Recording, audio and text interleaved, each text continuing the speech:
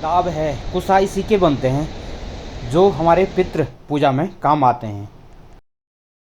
Hello, सुप्रभात मेरे YouTube परिवार, कैसे हैं आप सब? बढ़िया हैं?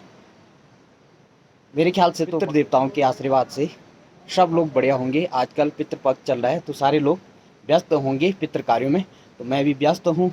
तो आज मुझे एकादश पूजनी है, तो चलो नहा लेता हूँ फटाफट करके और फिर पूजाई शुरू कर देते हैं। तो चलो नदी के दर्शन भी आप लोगों को करा देता हूँ। आजकल मैं भी पूरे पितरों के ध्यान में हूँ। दाढ़ी दूढ़ी मैंने सारी छोड़ दी है, देखो। तो मेरे दोस्तों, मेरा नहाना धोना हो गया है, स्नान पूरी तरह से बढ़िया हो गया है और ये यज्ञोपवीत जनेऊ नया धारण कर दिया मैंने। 16 दिन तक रहेगा ये पवन पवित्र पर्व, हम इसको कह सकते हैं, जो हमारे पितृ साल भर में 16 दिनों के लिए हमारे आसपास ही भ्रमण करते हैं। तो पहन लेता हूँ इसको। तो जनेऊ पहले पहना जाता है ना, ये मैंने तब दिखाया, उसके बाद कपड़े पहनते हैं, तो तभी ये पवित्र माना जाता है ना। हेलो, नमस्ते।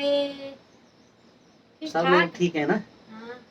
इस नए समय किया आप लोगों को नमस्कार, ठीक है? हाँ, तुम पूजना आज मैं पूजना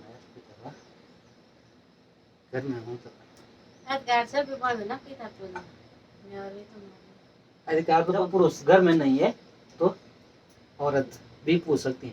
इसलिए ना एक कथा सुनाता हूँ मैं आज। जब सुनो पहले तो जी पूजो है। जब जी मरे तब से मैं पूजो बहुत साल हुए। बहुत अच्छी बात। पटमा बेटे ने मोकड़ा बेटे ने गौना आता बहुत बढ़िया। मैं तो याद है छोड़े कुछ भी रहा मैं पितर एक दिन में छोड़ो। बहुत बढ़िया, बहुत बढ़िया। तेरा जो भी फल मिलने वरना सब तो एकदम मिलने यार दोस्त में था, पर लेकिन मैं आज पूजो ठीक है। आज लोग बोलते हैं ना, जो ये 11 ये घास होती है ना श्राद्धों में, इस तिथि को सबको पानी मिलता है जो छूटे हुए हमारे पितृ होते हैं। श्राद्ध का मतलब होता है श्रद्धा। हम भाव कर्म जो हम करेंगे वो हमको मिलेगा। तो श्राद्ध से जुड़ी बहुत सारी कहानी हमारी पौराणिक भी हैं, जो कि एक सीता माँ से जुड़ी कहानी भी है। जब रामचंद्र जी को वनवास हो जाता है और श्राद्ध पक्ष शुरू हो जाते हैं और रामचंद्र जी अपने पितरों का श्राद्ध फल्गु नदी के किनारे पहुंच जाते हैं गया काशी में। तो प्रभु रामचंद्र जी लखन भैया को सामान के लिए भेजते हैं, तो लखन भैया टाइम से नहीं पहुंचते हैं। फिर रामचंद्र जी भी चले जाते हैं। फिर वहाँ पे सीता मैया को उस नदी के किनारे बिठा देते हैं। तब तक लगन आ जाती है कि जो श्राद्ध पूजा का टाइम, तो होता क्या है कि तब तक नदी के भाव में दशरथ महाराज जी के दर्शन सीता मैया को होते हैं। तो सीता मैया आवाज़ देती है, पिताजी पिताजी, दशरथ महाराज जी नज़दीक आ जाते हैं।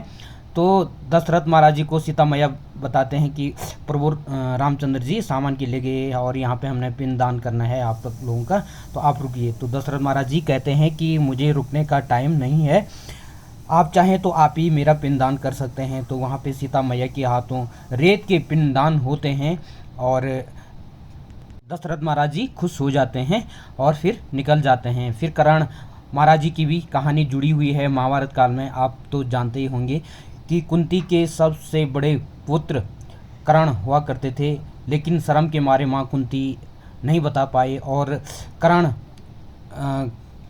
जी का पालन पोषण एक नीच घर में हो जाता है और पृथ्वी पे रहते हुए कर्ण महाराज जी अपने पितरों के लिए कुछ भी कार्य नहीं कर पाए, क्योंकि उनका अपना गोत्र कुछ भी नहीं था, जो कि कुंती माता ने स्पष्ट नहीं बताया था। तो कर्ण महाराज जी पे भी ये पितृदोष हो जाता है। जब कर्ण महाराज जी महाभारत के युद्ध में मर जाते हैं, स्वर्ग सिधार हो जाते हैं, वहाँ पे क्या होता है कि उन्होंने दान किया कि महादानी कर्ण तो सभी जानते हैं। तो उन्होंने सोना चांदी का आभूषणों का तो बहुत दान किया था, लेकिन अन्न का दान और पानी का दान नहीं किया था। तो वहाँ पे होता ये है कि स्वर्गलोक में उनको पूरे खाने की थाली गहनों की ही सजाई जाती है। तो कर्ण बोलते हैं कि ये ऐसा क्या हुआ, पितृपक्ष था। तो वहाँ पे इंद्र महाराज जी समझाते हैं कि आपने जब आप पृथ्वी लोक पे थे तो आपने अपने पितरों के लिए कोई भी कार्य नहीं किया है, तो ये आप पे पितृदोष है।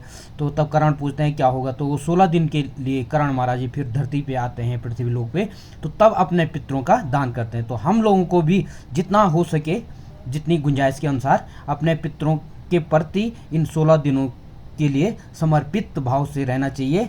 जो भी पितृ हमारे प्रीत योनि में यहाँ पे होंगे उनके लिए हमें पूरे पिंडदान जो भी हमसे हो सकेगा करना चाहिए, तो हमें तब जाके अपने पितरों का आशीर्वाद मिलेगा और हमारे पितरों को स्वर्ग की प्राप्ति होगी। तो वो हमारा कर्म होता है।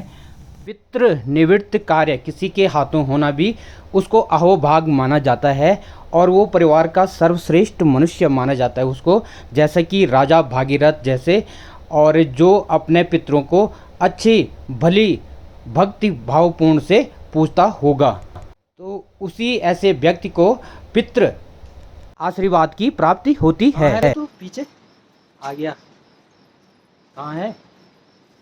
इनका नाम क्या है? ये कौन से फूल हैं जो पितरों को चढ़ाए जाते हैं? पुष्प, ये बुबुलू, हाँ, ये दाव दाव और बुबुलू। बोगला। आज मैं पूजूंगा अपने पितरों को, ठीक है? तो नहीं पूजेगा। चार मुने सब है। हाँ, तो 4 मुन्ने समान इसके बनाने, ये मन बनवाई है। तो भी आएगी ना? आएगी थोड़ा उन्होंने मेरे साथ कोई काम करेगी। थोड़ा सा तामिर वेट बोल मैं तो मुझे करना। आज मैं ही पूजूंगा भाई अपने मैंने सोचा पितरों ना को, तो क्योंकि मैंने न तो मुझे पितृ दोष हो जाएगा ना। घर में रहते हुए मेरे पितृ बोलेंगे तो वो खुद नहीं पूज रहा है, अपने घर वाले से पूजवा रहा है, वैसा ही इसका भी पूरा अधिकार है पूजने का। अर्धांगिनी होती है ना औरत घर की, पूरा अधिकार है इसका भी, पर आज मैं ही पूज लेता हूँ। है अर्धांगिनी तो है।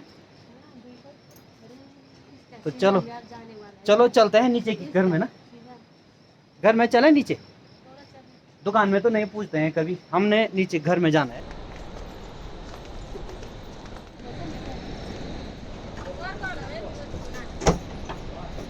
तो ये पहुंच गए हम अपने पुराने घर पे। आज यहाँ बनेगी अब पुजाई है, यहाँ हो चुकी है घसाई पोताई। यहाँ आग जलाएंगे और यहीं बनेगी हमारी पितृ देवताओं की पुजाई। तुम बना हुआ है? अच्छा, ये देखो यहाँ है हमारे पितृ देवता। जय हो पितृ देव।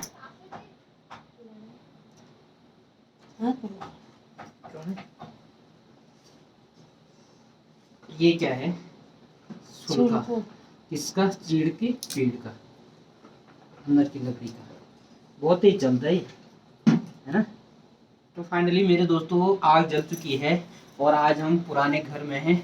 तो यहाँ पे बाहर के लोगों के लिए भी आने की इजाज़त नहीं होती है।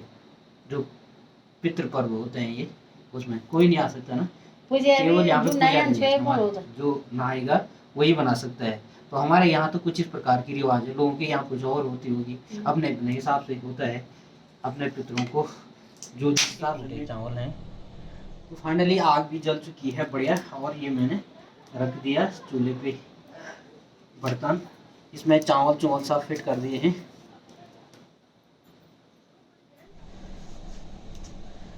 नया बत्ती लगानी पड़ेगी पूरी है। पितृ देवताओं को बहुत ही प्रिय फूल है ये। तो ऐसा बनाए जाते हैं कि जो पितृ हमारे छूट गए होंगे ना आज की डेट में, तो उनके याद में इनको बनाते हैं हम। ये हमारे पितृ बनते हैं। हो गए ना वे ये रोंड है साथ क्या, मैं ज्यादा भी बनाऊंगा, कोई बात नहीं। सब जितने भी छोटे होंगे हमारे पितृ देवता। ठीक है। जय हो पितृ देवता। ये आप ये तो पढ़ा दोष मुक्त करना हमको। तो चूल्हे को पहले ही हमने घस लिप दिया था, पवित्र कर दिया था। और ये चावल मेरे ख्याल से तो हो ही गए हैं, जो पानी में मैंने इनको उबाल दिया, और ये पक चुके हैं। अब मैं इसमें दूध डाल रहा हूँ।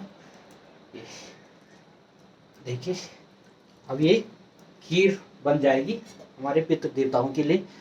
अब आजकल तो कई रीति रिवाज है ऐसे हमारे न करने पे चेंज होती आ रही हैं, विलुप्त हो रही हैं। पहले बचपन की याद भी कुछ जुड़ी हुई है। जब हम छोटे छोटे होते थे, दूर दूर से स्कूल के लिए आते थे, तो सभी गांव वाले ना बच्चों को, जब हाफ टाइम होती थी तो कोणी, झंगोरा और चेना, दूध का भात कैसा मिलता था। आजकल कहाँ है वो जमाना। एक तो जंगली जानवर पूरा नुकसान कर रहे हैं खेतों का, तो कुछ इस प्रकार से हो गया। फिर आदमी इतने व्यस्त हो गए ना पैसे के चक्कर में, अपने अपने धंधों में, खेतों में। पहले के ज़माना और आज के ज़माने में अंतर होने लग गया, विलुप्त तो हो रही हैं पुरानी चीज़ें हमारी, है ना। 6वीं काकड़े के पत्तों में देते थे हमको ना प्रसाद, पितरों का देते थे।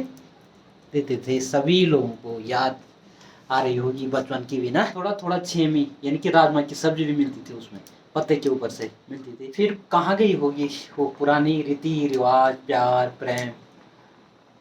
हम फिर वो विलुप्त हुई चीज़ें बुला सकते हैं या नया कर सकते हैं, सब मिलजुल करके कर तो सकते हैं, लेकिन वो भावना हमारी होनी चाहिए।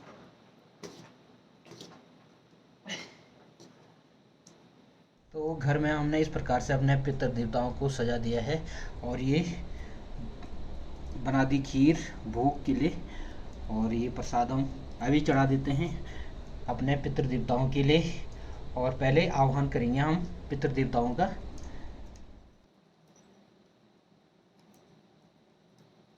बोला सब ಏನಾರು ತೀತ ವಿಲ್ಯ ಪೋರ್ ಕೊಟ್ಟರು ಜಾ ಕೊಟ್ಟರು ಲೆ ಪೋರ್